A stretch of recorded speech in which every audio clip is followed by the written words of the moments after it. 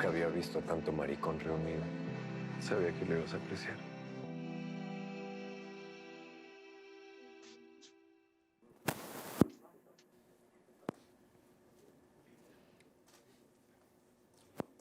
Hola, buenos días, bienvenidos a la conferencia de prensa del Baile de los 41. Estamos muy contentos esta mañana de que nos estén acompañando. Para Cinépolis Distribución es un título muy importante que se va a estrenar el próximo 19 de noviembre, El Baile de los 41. A todos los compañeros que se están metiendo en este momento, les pedimos de favor que mantengan sus cámaras apagadas.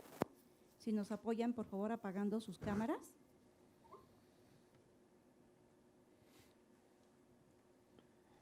Compañero de primera fila, ¿nos apoya apagando su cámara, por favor? En primera fila. Gracias. Muy bien, pues en esta mañana tenemos el gusto de recibirlos. En nuestro panel nos está acompañando Mabel Cadena, también está David Pablos, el señor director, está Emiliano Zurita y también está la productora Marta Núñez. Vía remota tenemos al señor Pablo Cruz, que es el productor de la película, y tenemos también a Alfonso Herrera. Buenos días, bienvenidos. Gracias.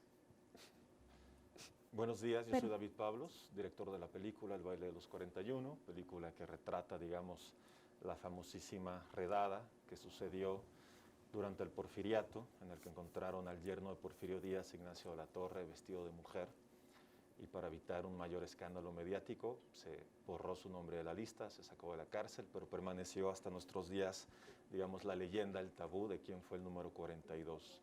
Y mi película lo que hace es contar la historia de Ignacio de la Torre y de cómo se llega a ese baile y a esa redada. Le voy a hacer la palabra primero a Mabel Cadena, que es quien interpreta a Amada Díaz. Hola, buen día, muchas gracias por estar aquí.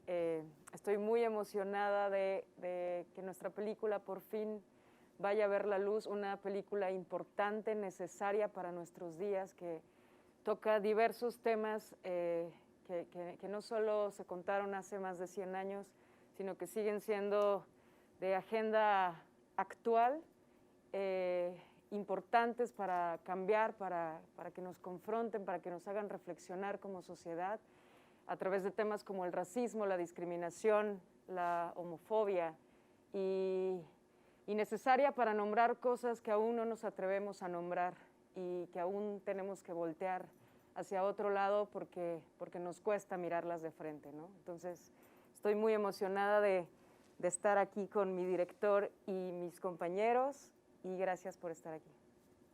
Sé que nos acompaña también de manera remota Alfonso Herrera, quien interpreta a Ignacio de la Torre. Me encantaría que él dijera unas palabras también, por favor.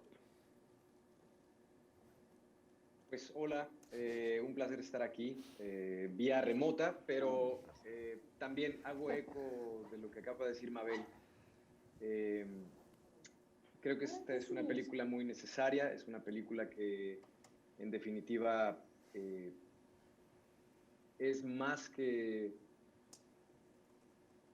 aplausible el hecho de poder tener una película así, y más en esta época, ¿no? Quiero mandarle un gran saludo a David, un gran saludo a Emiliano, a Martita que están por allá, a Pablo que también está vía remota, y pues nada, a todas las personas de la prensa que nos acompañan para poder conocer un poco más acerca de este proyecto. Gracias, Alfonso, un abrazote desde acá. Emiliano Zurita, que hace el personaje de Evaristo Rivas, la pareja de Ignacio de la Torre.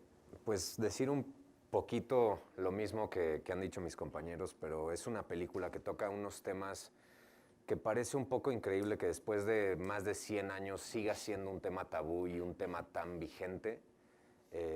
Y hasta hoy en día tenemos la oportunidad de contar esta historia, y lo que me enorgullece mucho es que tenemos la oportunidad de contarla de esta manera, con este tipo de apoyo, con esta calidad de producción, con la calidad de guión que yo la primera vez que vi la película se me hizo algo impactante, que es una película que toma estos temas de una manera muy real y depicta lo que es algo muy bonito, muy precioso al lado de atrocidades que ocurrieron en este país. Entonces, pues nada, estoy muy orgulloso de lo que ha creado este equipo y les quiero agradecer a todos por el gran apoyo.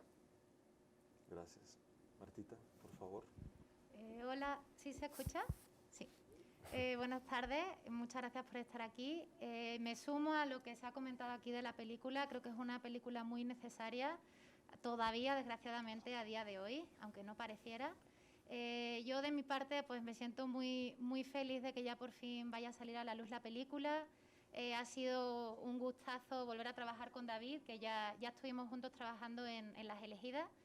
Y eso, valoro muchísimo su talento y me parece que ha hecho una película preciosa.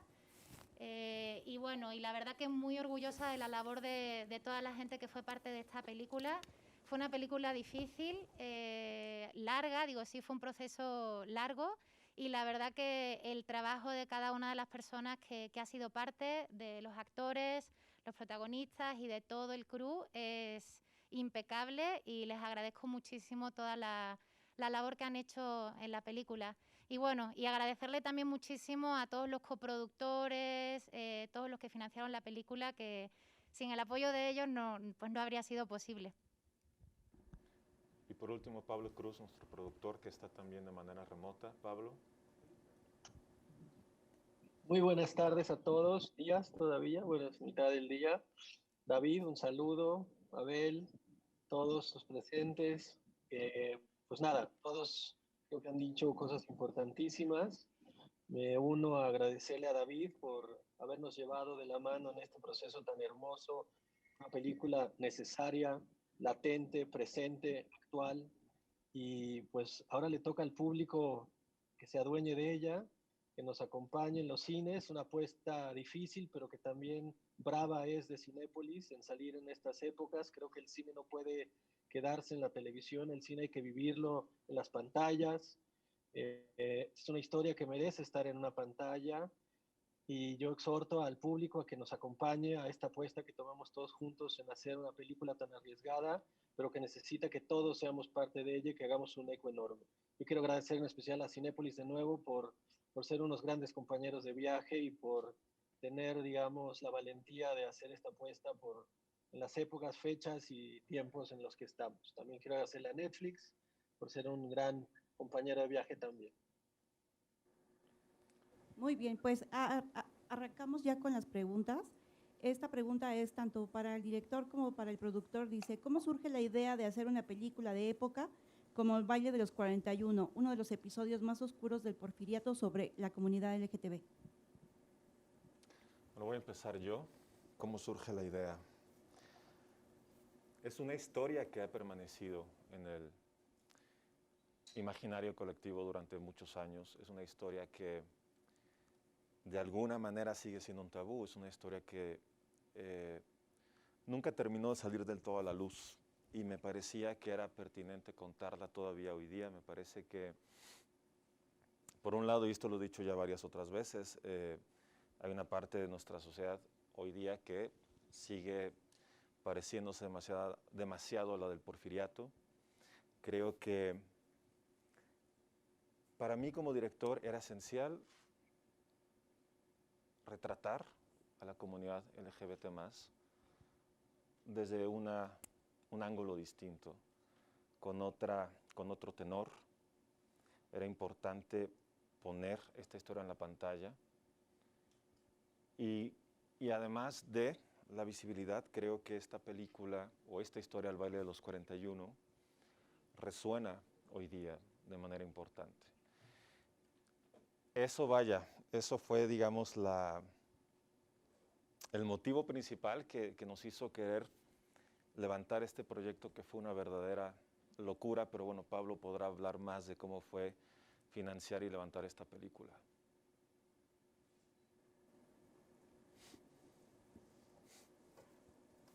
Bueno, esta película fue y es una aventura difícil. Aunque no lo crean, los financieros que visitamos antes de los que están hoy en la película rechazaban la historia simplemente por el tema, por el origen. La gente tiene homofobia en nuestro país y cómo funciona el sistema de financiamiento a través de la ley de la 189, pues hay que convencer a un grupo de gente de marketing y de corporativos que pues pueden censurar películas como estas y no financiarlas, no que se comuniquen entre ellos para bloquearlas, pero sí existe una mentalidad que no está al día y por más que pareciera que es ridículo, pues lo es. Y nos costó mucho trabajo encontrar socios que quisieran sumarse financieramente al esfuerzo de hacer esta película y por suerte los encontramos. Son nuestros compañeros ahora, están todos escritos ahí atrás del cartel que dice el baile de los 41 y pues de nuevo, sin ellos no hubiera sido posible hacerla aún. Todavía tenemos un camino que recorrer, el cine va a ser un determinante, creo que va a generar muchísima controversia a la hora que la gente la vea, porque creo que es una película que se quita la máscara y bueno, no la del COVID, pero sí la de la hipocresía de lo que es esta sociedad y creo que va a generar muchísimos comentarios sobre el machismo intrínseco que hay en nuestra sociedad y el closet gigantesco en el que vivimos todos. Muy bien. De parte de Ileana Salman, nos hace una pregunta para los actores. Dice, ¿cuál fue el mayor reto actoral al que se enfrentaron a interpretar sus personajes en esta película? ¿Cuál no fue el reto actoral? Creo que toda la película, desde el proceso de casting que fue tan hermoso por la directora de casting Patricia Ortiz y David, fue todo un reto todo el tiempo. La producción, nuestro director, todos nos dieron las herramientas necesarias para cuidar cada mínimo detalle de nuestra película. Tomábamos clases, bueno, yo tomaba clases de bordado, de equitación, de caligrafía, badminton, 4 meses montando en corsé, no era nada sencillo, eso fue todo un reto y que también eran detalles que no parecían importantes, pero que sumaban también a construir todo un mundo emocional de Amada, en mi caso, de corset, más kilos y kilos de ropa, más botas, más las emociones y la forma tan hermosa y particular que tiene David de habernos llevado a profundizar en nuestros personajes y en cómo los interpretábamos. Entonces, creo que el reto fue desde el día 1 que me invitaron a audicionar para esta película, hasta el último día de rodaje, que todo el tiempo teníamos que estar, realmente había un compromiso y un amor de cada departamento por cuidar lo que estábamos haciendo y creo que ahora lo pueden ver en pantalla, ¿no? Se ve, no, todo está como tiene que estar. Sí, de mi parte, yo creo que lo mismo que lo hizo un reto es lo que hizo que me enamorara del proyecto y del personaje, porque la historia, al igual que todos los personajes, es totalmente compleja, ¿no? Los personajes tienen sus capas, ninguno es bueno ni malo, sino es pues un humano con sus virtudes y sus errores, ¿no?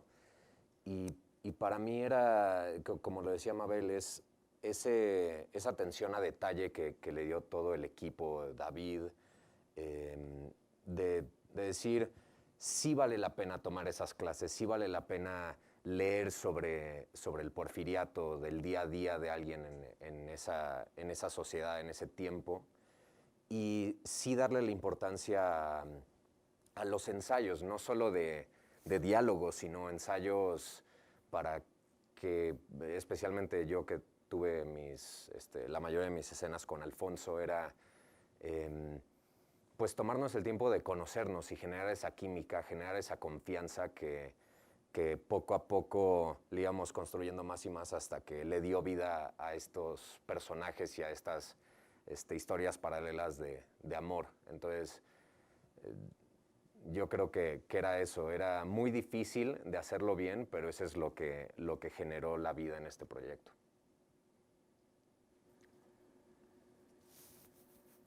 Pues yo lo que puedo aportar es también un poco la poca información que existe a partir de esta historia. En nuestro caso, o en mi caso, para mí fueron muy útiles ciertos libros, como es el caso del exilio de Carlos Tello Díaz, que hay algunos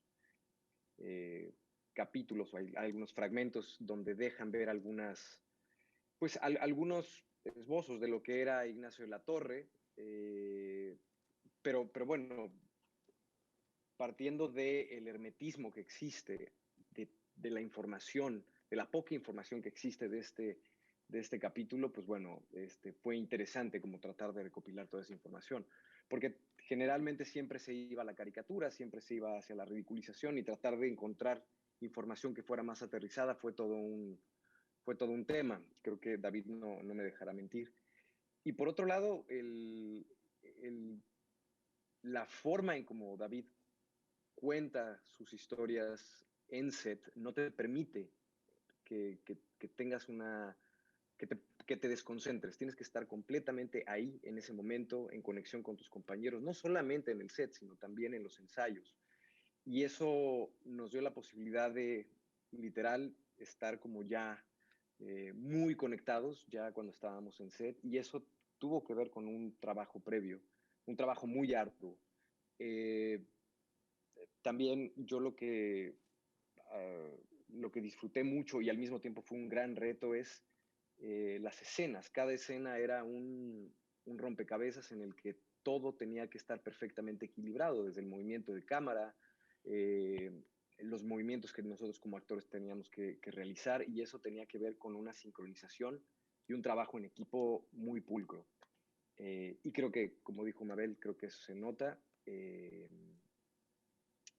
Y eso, pero fue un placer y es un privilegio el haber formado parte de este proyecto. Muy bien. La siguiente pregunta es de Guillermo Estefan, de Cine FX Digital. Dice, ¿cuál esperan que sea la reacción del público al ver esta película? Y ahí aunado a esto, el Heraldo de Chihuahua, Rafael Ochoa, ¿creen que pueda combatir la homofobia esta película? ¿Que pueda combatir la homofobia? ¿Sí? ¿Cuál es la reacción del público? No tengo idea. Ojalá supiera. Bueno, creo que ante todo es una película que va a generar diálogo. Para mí eso es lo más importante. Creo que eso es algo que el cine puede... Es algo, digamos, eso está dentro del alcance del cine, generar diálogo y también contar historias a partir de la empatía. Para mí siempre me gusta ver el cine como la posibilidad de ponerse en los zapatos de alguien más. Literalmente es la mente del espectador es manipulada para que entre en el punto de vista que el director decide para la historia. Entonces, no es nada más contar una historia, es ponerte en los zapatos de otra persona. Y a partir de eso, creo que esta película lo que hace es, hay una multiplicidad de puntos de vista de distintos personajes, como el de Amada Díaz, por ejemplo, como el de Alfonso Herrera, Ignacio de la Torre, o incluso por momentos algún otro miembro de la sociedad. Creo que hay un rompecabezas que es muy interesante de ver en la historia total, y a partir de ese rompecabezas se generan, digamos, distintos puntos de vista sobre varios temas que aborda la película, que lo hemos dicho, que no es nada más la homofobia, que también es el racismo, el clasismo, el machismo, y se ayuda a combatir la homofobia. Para mí, esta película representa visibilidad. Y visibilidad creo que es una forma de combatir. Creo que es una película, vaya, simplemente ver la Ciudad de México, que haya anuncios donde están Alfonso y Emiliano sin playera a punto de darse un beso. Eso es importante, eso genera visibilidad. Y creo que hay una representación en la película que es muy digna y que es importante. Lo decía hace un momento, para mí era esencial en esta película cómo voy a retratar a estos personajes, que no es desde la caricatura, que no es tampoco desde la victimización.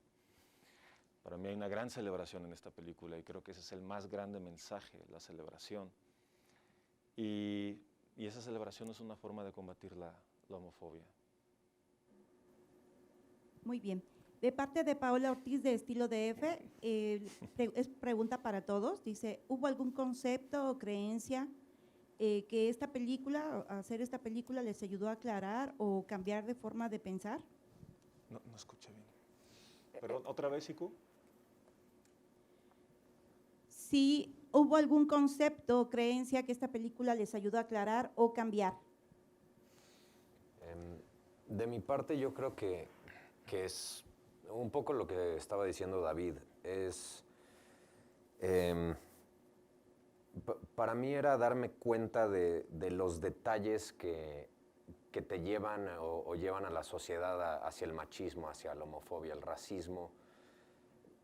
Son dándote cuenta en algo muy, muy concreto. Para mi personaje era que antes del baile, que el tema gay no salía al habla de México, pues los hombres eran mucho más afectuosos entre ellos, ¿no? Y tenían estas amistades muy afectuosas que al salir a la luz este tema del baile, creo que la gente tuvo que lidiar con el tema del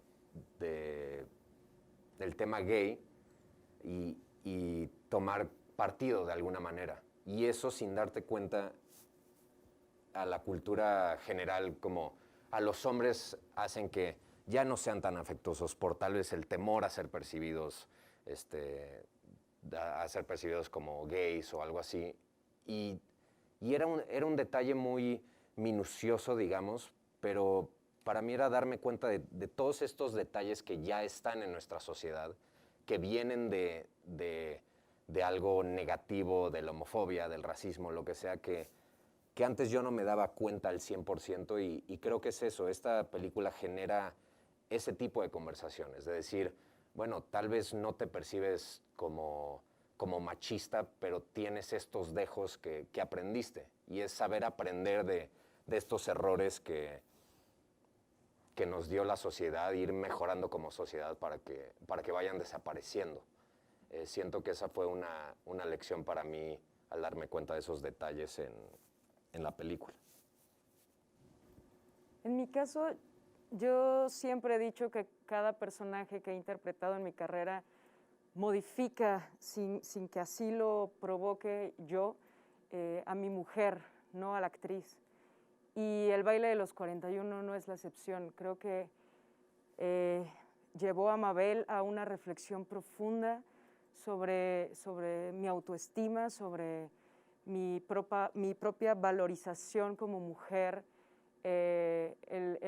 la fortuna que tengo, el tener el color de piel que tengo y ser parte de esta película. Y como decía David hace rato, creo que sin duda una de las cosas más importantes de la película es la visibilización, y en todos los sentidos, ¿no? En que dos hombres se besen, en que dos mujeres se besen, en que hombres y mujeres morenos y morenas puedan verse reflejados también e identificados con un producto audiovisual mexicano, con el lenguaje cinematográfico, con el contenido que estamos produciendo. Claro que me empodera también para salir y dejar de reprimir mis emociones y mis decisiones y mi manera de ver la vida. Después del baile sí hay otra Mabel, sí hay otras ganas, sí hay otra forma de pararse en la vida y decir, esto soy como mujer, esto es lo que quiero como mujer, y estas son mis posibilidades, ¿no? Entonces, definitivamente el baile de los 41 ha impactado aquí, y estoy segura que de alguna forma a cada uno de los espectadores de diversas maneras y en diferentes áreas de sus vidas los va a impactar, porque nada más ver la película estéticamente, la belleza combinada con la miseria de la sociedad es sumamente confrontante, por lo menos para mí lo fue.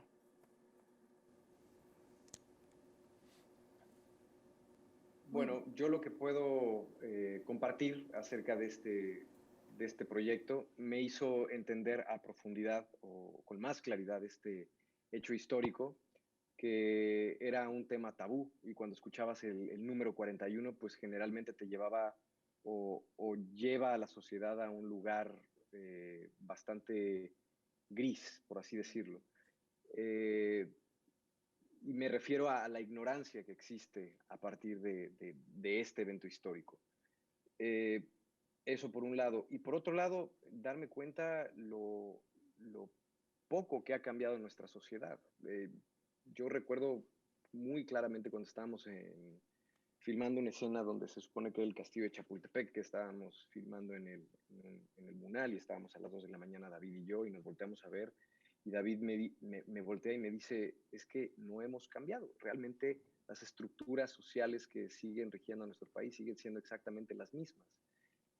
Y creo que vaya, esto también lo he dicho constantemente, para entender dónde estamos, para entender nuestro presente, constantemente tenemos que irnos al pasado y generar una introspección de dónde estamos. Y este es un gran ejercicio para ir al pasado y ver nuestro presente y darnos cuenta de dónde estamos. Y esto fue muy interesante. Creo que esta es una introspección y un cuestionamiento que constantemente nosotros, todos los involucrados en este proyecto, fue algo que nos hicimos, no solamente antes del rodaje, durante el rodaje e inclusive ya con el proyecto terminado. Y prácticamente eso. Y también entender que, y un poco respondiendo a la pregunta pasada, creo que el hacer una película, la finalidad es algo lúdico, que una persona se pueda sentar y disfrute de una historia. Pero por otro lado, esperemos que cuando se prendan las salas del cine y la gente salga, otra película empiece a ocurrir dentro de sus cabezas y empiecen a existir esos cuestionamientos. Y creo que eso es algo muy valioso que puede generar esta película y ya depende de cada uno de los espectadores. Muy bien. Sobre ese tema nos pregunta Magnolia Ramírez de Excelsior Digital, en específico a Alfonso Herrera, y dice, ¿crees que la cinta funcione para concientizar a la sociedad sobre la homofobia que aún persiste, aún sabiendo que la clasificación de la película es C? Es interesante y bueno, vuelvo un poco a lo que ya había mencionado. Me llama la atención, bueno, no solamente a mí me llama mucho la atención que de repente te topas en cartelera otras historias en las cuales se muestra una violencia bastante explícita, una violencia bastante contundente, donde también hay escenas de sexo bastante contundentes y tienen una clasificación B15 versus una película donde muestras el amor entre dos hombres, donde muestras una masculinidad contundente y automáticamente eso nos da una clasificación C. Eso a mí me llama la atención y creo que tiene que ver por lo que hemos normalizado, por la normalización de lo que vemos en la televisión, en el cine, y creo que esto es valioso porque va a nutrir tanto al consciente como al inconsciente colectivo de nuestra sociedad, y es importante que estas imágenes puedan nutrir esto. Esta pregunta también es para Emiliano y para David Pablos. ¿Qué opinan de la clasificación C de la película? Pues lo mismo que opina Alfonso, es algo pues interesante, como bien lo decía Alfonso, que lo que ya normalizamos como sociedad por encima de lo que en verdad solo es una muestra de amor, una muestra de afección totalmente natural, sea entre dos hombres, dos mujeres, un hombre, una mujer, lo que sea, y eso automáticamente nos lleva a una clasificación más adulta cuando la violencia explícita no. Es algo que nos tenemos que cuestionar, la verdad, porque es algo que ya no nos sorprende que sea así, ¿no? Decimos, claro, obviamente esta película va a tener una clasificación mayor y sí, creo que es algo que tenemos que cuestionarnos más. A mí me sorprende y no me sorprende. Pero bueno, regresando al tema del tabú, pues es que sigue siendo todavía un tabú ver un cuerpo masculino desnudo en pantalla grande, sigue siendo un tabú ver a dos hombres besándose en pantalla, más insisto, y retomando la cuestión del machismo, no un cuerpo femenino. Creo que hay una gran diferencia también en esa representación. Digo, para agregar ya, para cerrar, digamos, lo que Alfonso y Emiliano ya pudieron verbalizar bastante bien. Muy bien, esta pregunta es para los actores. Dice, ¿qué los animó a participar en este proyecto?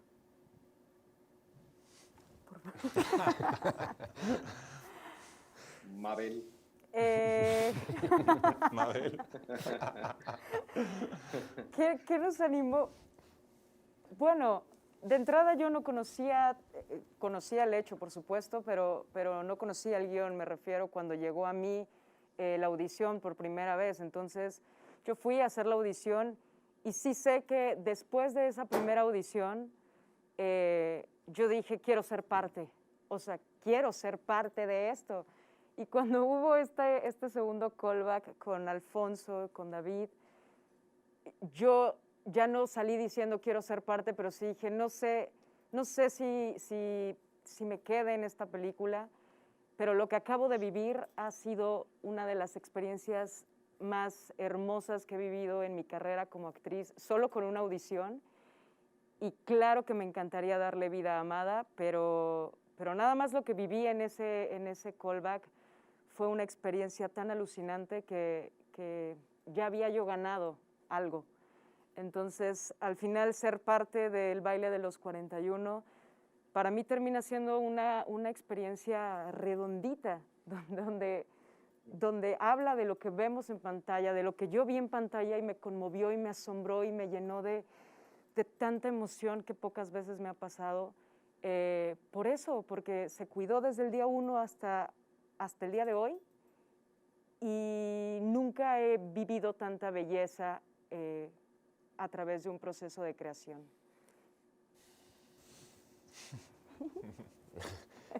Yo comparto lo mismo que dijo Mabel. Es un proyecto que desde el casting sabías que tenías que ser parte de.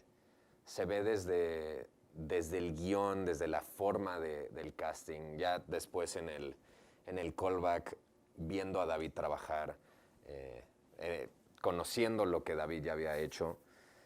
Es un proyecto que sabes que está contando una historia muy contundente, muy importante y lo están haciendo de la manera correcta. Y es de eso, es de esos de... Como actor no quieres ir a un casting emocionado porque te decepcionas la mayoría de las veces, pero en este no había manera. Intentabas mantener la calma y no podías porque la emoción te sobrepasaba y pues desde el primer casting ya estaba enamorado del proyecto y pues por fortuna lo pudimos hacer. Pues definitivamente era un sí. O sea, ¿quién no quiere trabajar con David Pablos? Desde mi perspectiva, yo me acuerdo que en 2016 tuve la posibilidad de ver Las Elegidas y fue una película que a mí me conmovió profundamente. Y después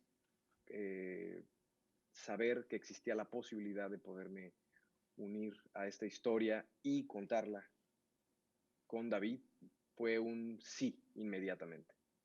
Y hago igual, otra vez eco de lo que acaba de decir Mabel, creo que ese proceso de casting, no solamente para ella, sino creo que para todos los que estuvimos en ese salón fue muy especial. Y nada más de acordarme me emociono porque nos dimos cuenta de hacia dónde íbamos. Y nos dimos cuenta de hacia dónde iba ese barco y entender que desde ese momento, cuando ya estábamos a punto de subirnos, era una emoción brutal. Entonces yo creo que eso.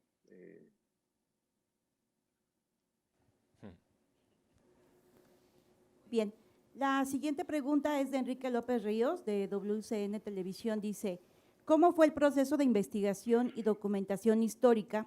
¿Cuánto tiempo les llevó y quién realizó este trabajo? Y aunado a eso, Jorge Soltero nos dice, ¿qué tan apegada a la realidad es la historia del baile de los 41?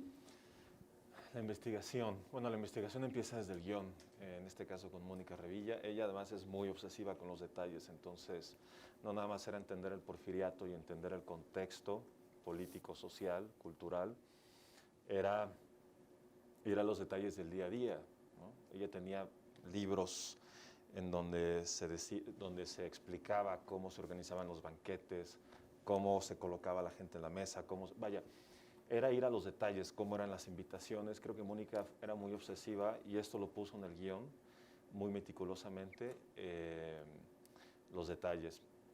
Para mí fue importante primero, sí, entrar a estudiar, entender esta época, pero después ya como director para mí era esencial el día a día, es decir, cómo viven estos personajes, cómo es un día normal para una persona de la élite porfiriana, a qué hora se levantan, se bañan o no se bañan todos los días, este tipo de cuestiones que de repente son muy básicas, pero que son importantes para mí como director.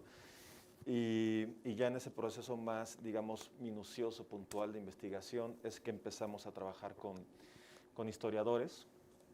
Se unió al grupo, digamos que nuestro historiador de cabecera fue Luis de Pablo, y en algún momento estuve en contacto también con Carlos Tello Díaz y con Ricardo Orozco, que específicamente lleva su vida entera dedicada al porfiriato. Y creo que gracias a Carlos y a Ricardo pudimos entender un poco más de quiénes eran estos personajes, porque hay muy poca información sobre Amada Díaz. Hay mucho sobre el porfiriato, hay mucho sobre Porfirio, pero poco sobre Amadas, poco sobre Ignacio. Y como dijo Alfonso, el libro de Carlos Tello Díaz, El exilio, habla de manera muy puntual sobre la relación de estos personajes. Y Ricardo Orozco hizo este libro que se llama El álbum de Amada Díaz, que está escrito en primera persona y es una especie de diario de Amada durante la Revolución, pero contando desde el momento en que ella llega a vivir con su padre a la Ciudad de México y su relación con Ignacio de la Torre. Fue trabajar de la mano con historiadores, encontrar, leer, meternos a todos los archivos posibles. En mi caso también ver cine, referencias históricas, aunque fuera cine europeo, cine estadounidense, hay ciertos parámetros que para mí era importante ver. Ver pintura, escuchar música del porfiriato también, hicimos una playlist que compartí con mis actores. Y bueno, una vez haciendo todo este trabajo de investigación tan minucioso, la respuesta es no, la película no es tan apegada a la realidad. Es decir, ficcionamos de acuerdo a nuestras necesidades dramáticas. Si eso para la escritura de guión, hay cosas que cambiamos en cuestión de fechas. No había... Yo tenía claro, esto no es un documental histórico, es una ficción que contamos a partir de un hecho real y entonces podemos jugar con la historia. Y lo mismo yo le decía a los actores, hay momentos en los que sabemos tal o cual cosa del personaje, pero si es necesario reinterpretar y cambiar, hagámoslo. Lo más importante es al final la libertad creativa y la contundencia con la que se cuenta la historia. Y si eso implica echar marcha atrás, aparte de la investigación, pues, hagámoslo. Es que me quedé pensando, Carlos y Ricardo van a infartarse cuando vean la película. Pero bueno, es lo que es. Muy bien. Lucero Calderón de Excelsior pregunta, ¿cómo fue que decidiste utilizar más la sutilidad y que cayera mucho en las miradas de los personajes? A mí siempre me ha gustado hacer un cine más de miradas, más silencioso. Esto desde la escuela de cine. Y creo que de lo más poderoso en cine es la mirada del actor. A mí me emociona enormemente ver un close-up en pantalla grande. Y esto fue algo que trabajé mucho con los actores. Vaya, si de algo estoy contento con esta película en el proceso de preparación fue que pudimos ensayar muchísimo. Y al ensayar muchísimo, de repente veíamos que había infinidad de diálogos que no eran necesarios ya, que la acción, que la mirada determinaba ya esa entonación, esa intención. Entonces, por un lado, reducimos diálogos durante el proceso de ensayos y luego también en rodaje y luego todavía más en edición. Y Y yo siempre busco eso, busco las maneras más contundentes, a veces decir algo no necesariamente es a través del diálogo, o cuando se dice el diálogo muchas veces la intención real es otra. En fin, las palabras juegan mucho, pero lo veo, ahora que veo la película en pantalla grande, mis momentos favoritos son esos, son estos momentos de silencio donde la cámara se acerca a ellos. Y recuerdo que era, Mabel, no me podrás contradecir, yo le decía en set, vaya, todo está en la mirada, la cámara lee el pensamiento y el menor movimiento, el menor gesto en el rostro era enorme. Todo se contiene en la mirada. Y ya, básicamente. Esta pregunta es para Mabel. Dice José Domínguez de Bogart Magazine, dice, ¿qué papel juega la mujer en la lucha contra la homofobia? Híjole, justamente, no sé si conteste la pregunta, pero justamente cuando yo leí el guión completito, lo primero que me dije a mí misma fue, no quiero hacer una amada homofóbica, no quiero hacer una amada que rechace a su marido por descubrir que se enamoró de un hombre. No quería construir amada desde ese lugar, quería construir a una amada rota, pero por sus propias ilusiones y sus propias necesidades de vida, no por descubrir la homosexualidad en la persona que amaba, ¿no? Entonces, ¿qué papel juega la mujer? Pues hay mujeres que aman a otras mujeres y también tienen que esconder su amor. Pues es importantísimo el papel de la mujer. Las mujeres gays existen, ¿no? Y también son poco nombradas. Las mujeres también, creo que hay muchas que tienen últimamente he coincidido con muchas personas, madres de familia, que de pronto me dicen, oye, quiero llevar a mi hijo y a mi hija adolescente, pero es clasificación C, y cómo la puedo ver, ¿no? Entonces, de pronto también descubro una sociedad y a mujeres y a hombres que tienen esta inquietud de empezar a acercar a través de una educación guiada a sus hijos, a empezar a romper con estos odios y cosas impuestas por una sociedad y por nuestra cultura, que me alegra saber que sí se está moviendo algo y que sí hay una madre de familia que dice, yo quiero llevar a mi hijo a ver esa película, pero no puedo porque la clasificación es distinta. Así que, bueno, ¿cuál es el papel? Pues el mismo que lo podría hacer para un hombre que lucha por sus derechos y por su derecho de amar a alguien y por su en todo sentido, ¿no? La misma lucha que las mujeres hemos vivido hace cientos y cientos de años hasta el día de hoy, pues creo que es un papel fundamental e importante que no va a desaparecer pronto. Muy bien. Sobre este tema, Prensa Escenario pregunta, ¿qué diferencias y cambios han encontrado en aquella época al día de hoy sobre las preferencias sexuales y sobre todo si consideran un acto de censura ponerle clasificación C al baile?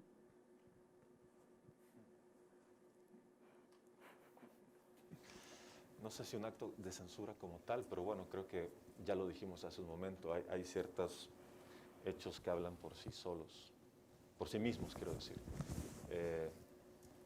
Y ya, no tendría más que agregar. ¿Cuál era la otra pregunta? ¿Cuál era la otra pregunta? Las diferencias que encontraron de aquella época a la actualidad, ¿o creen que sigue todo igual? Las diferencias. Bueno, a ver, claramente hay una mayor visibilidad de la comunidad LGBT+. Hay una construcción ya, digamos, como hablando específicamente de la película, hay una construcción que viene de la segunda mitad del siglo XX, de la homosexualidad, de la identidad homosexual como tal. Claro que ha habido diferencias, hay leyes que ahora tenemos que permiten la unión entre personas del mismo sexo. Sin embargo, hay muchos otros aspectos de la sociedad actual mexicana, en donde seguimos muy anclados al porfiriato, y que ahí es donde la historia de Ignacio de la Torre se vuelve vigente, cómo sigue habiendo una enorme represión, cómo sigue habiendo una gran imposibilidad de expresarse abiertamente, públicamente. El hecho de que siga siendo un tema salir del closet, vaya, no debería serlo. El hecho de que en muchos lugares, de que en México sea un país con altísimos números de crímenes de odio por homofobia y transfobia, los hechos hablan por sí solos. Hay mucho trabajo por delante y seguimos muy anclados en muchos aspectos al porfiriato, pero inevitablemente hay también avances, y hay cada vez más un poco de visibilidad, y cada vez un poco más se ha ganado terreno en distintas áreas, pero falta muchísimo. Esto que menciona David, y quisiera solamente complementar algo, ya lo he mencionado en otras entrevistas, pero creo que vale la pena mencionarlo ahora. Hace 120 años, ser homosexual implicaba vivir en la clandestinidad, implicaba no vivir en libertad, implicaba probablemente en muchas ocasiones la muerte. Muchas de las personas que no tuvieron la posibilidad o las conexiones políticas o económicas para poderse librar de esta redada, acabaron en campos de trabajos forzados en la península de Yucatán, donde terminaban los enemigos de la prensa de Porfirio Díaz, y muchos de ellos acabaron en campos de trabajos forzados en Yucatán, y muchos de ellos perdieron la vida. Y lo que acaba de decir David es cierto, versus la cantidad de crímenes de odio que siguen existiendo en nuestro país, pues creo que ahí está la información. Creo que nosotros podemos sacar las conclusiones. Es más que claro. Sí, han habido avances en ciertas entidades federativas, en la misma Ciudad de México, pero creo que todavía hay mucho camino por caminar. Y yo creo, ya para cerrar esto, la historia que cuenta la película del baile de los 41 se podría poner hoy día en el México actual y sigue funcionando de la misma manera. Eso es lo más impresionante. Totalmente. Sí, sí. Esta pregunta es para David, de Irving Torres, de CNT. Dice, ¿cómo encontraste el equilibrio entre el retrato histórico y la reivindicación sin caer en el panfleto, y en la revisión histórica a los ojos de cómo se ven las cosas hoy en día? Bueno, me gusta esta pregunta porque a mí el panfleto, yo estoy en contra de lo discursivo en el cine. Cada vez que veo algo así, yo como espectador me volteo hacia el otro lado. Yo creo que gran parte de esta reivindicación está meramente en la representación, en la manera en la que se representan estos hombres, este grupo, estos personajes. Lo dije al inicio, para mí esta película es ante todo una celebración. Y la celebración de lo que implica, digamos, demostrar en pantalla grande el amplio abanico de masculinidades, mostrar la diversidad de ser un hombre homosexual, que no necesariamente tiene que ver con la caricatura. Y para mí, cuando retrato estos personajes en la intimidad, y no solamente hablo de los 41, hablo de Ignacio y de Amada, también para mí un poco se trasciende la época. Yo eso lo hablaba mucho con mis actores. Yo les decía, sabemos cómo eran las formas, vaya, el porfiriato es la época encorsetada, más encorsetada del país en todos los sentidos. Sabemos cómo eran las formas, el peso que tenían, ¿no? las etiquetas.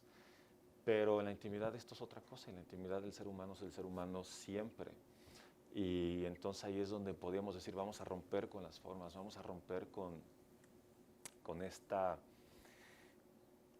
forma encorsetada, y podemos ser libres en el retrato de estos personajes en la intimidad. Entonces eso lo hice tanto en las escenas, digamos, de Ignacio y de Amada, como en el Club de los 41. Ahí sí fue a partir de las dinámicas que se generaba con ellos, crear este espacio. También para mí otra forma de, digamos, romper con la época es, se piensa que es una época muy cuadrada, dije encorsetada hace un momento, y yo tenía claro que a la hora de filmarlo quería hacer una película que fuera libre, que la cámara fuera como un personaje más, que se mueve entre entre estos sets, entre las distintas escenas, como si fuera alguien curioso que va merodeando por ahí. A veces es cámara-mano, a veces es Steadicam, a veces es Movi, Dolly, Zoom, lo que sea, pero es una cámara con mucho movimiento, es una película un tanto vertiginosa y de alguna manera para mí eso también implicaba romper con el estatismo que normalmente se piensa para películas de época. Entonces viene por todos lados, viene por el trabajo con los actores, viene con la forma en la que se filma la película. Y la música, gracias Martita. Y la música, amo el trabajo que hicieron mis compositores, Andrea Valenci y Carlo Ayllón. Con Carlo Ayllón yo había trabajado antes en todas mis películas, Las Elegidas, La Vida Después. Y Andrea se involucró al equipo porque yo quería hacer música, la idea fue, vamos a hacer música que se inspire en el romanticismo del siglo XIX, pero vamos a modernizarla, lo que significa componer bajo ciertos cánones también de nuestra época, pero tomando premisas del siglo XIX, y metimos mucho electrónico. Casi toda la música de la película es electroacústica, hay un par de piezas que son enteramente electrónicas. Y eso, creo que si vas a hacer algo de época es importante que también hable al espectador de hoy día y que no se sienta lejano. Entonces, a través de todo esto, el trabajo con actores, música, cámara, la forma en la que está filmada, digamos, se trasciende la época, sin que por eso no haya cuidado en cada uno de los detalles de los sets y del vestuario y de los peinados, porque es muy importante que esa recreación sea verosímil y no se caiga, porque de lo contrario la película entera deja de funcionar. Para David, ¿por qué decidiste trabajar con tu crew? La mayoría eran mujeres, como Kika López en vestuario, Dani Snyder en dirección de producción o arte, o Carolina Costa en iluminación. No fue una decisión consciente, pero estoy infinitamente agradecido que haya sido así. Creo que hubo un gran balance entre hombres y mujeres en este set. Con Carolina, bueno, Carolina es una gran amiga, es una gran co-creadora, coautora, es una gran fotógrafa. Siempre es un placer trabajar con ella y es alguien que se vuelve esencial, es casi como mi terapeuta en el set. Y es alguien con quien yo tengo la absoluta confianza y certeza de que si estamos haciendo algo, ella tiene una mente suficientemente juiciosa y tiene un buen gusto cinematográfico, entonces es una aliada esencial. Y Daniela Schneider, con quien había trabajado en Las Elegidas también. A mí creo que Daniela se vuelve aquí otra aliada imprescindible porque ella siempre apuesta por crear espacios distintos, por no irse por lo obvio que puede plantear una historia. A ella le debemos que la casa de Ignacio sea una casa estilo ecléctico con unas locuras anglo-japonesas que no eran tan comunes en este país en esa época. A ella le debemos que haya dicho el espacio de los 41 vamos a hacer un espacio más atemporal. Ante todo son aliadas con las que vuelvo a trabajar y con las que ya hay una relación muy importante y que con Carolina en este momento no me imagino trabajando con alguien más. Y el hecho de que viniera Kika y otras mujeres como parte del equipo fue mera coincidencia, pero creo que cada quien tenía una sensibilidad muy específica. Cada quien propuso algo que se salía de la norma. Eso es lo que yo más celebro de mis colaboradoras creativas más cercanas, que las tres empujaron por hacer algo distinto.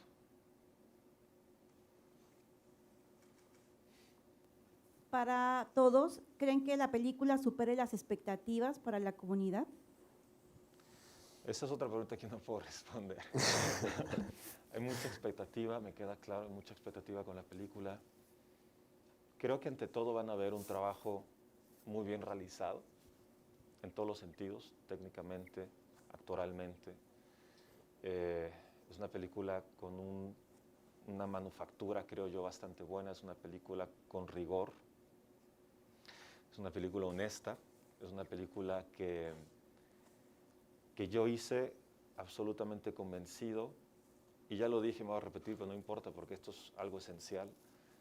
Lo hice convencido de la necesidad de retratar a hombres homosexuales en pantalla de una manera respetuosa y alejada de las caricaturas y del cliché. Y creo que el hacer un retrato de la diversidad en pantalla, contada desde otra arista, sin prejuicios, sin clichés, que es lo que normalmente los medios suelen hacer, es algo que, al menos hasta este momento, he visto que la comunidad ha agradecido, que se haga una película con un rigor y con una forma de contar nuestra historia que es distinta.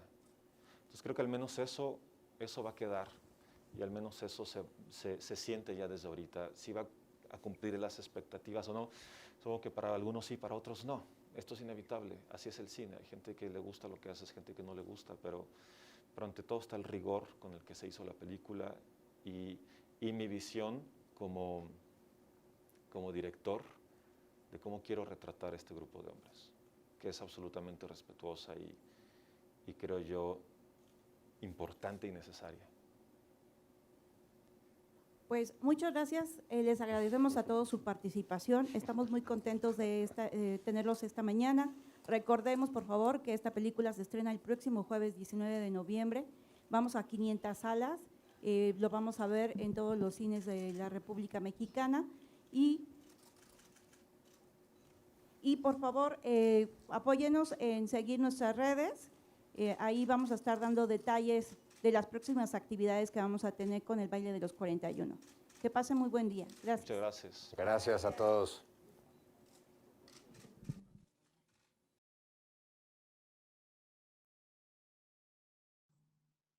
Gracias. Gracias. Gracias.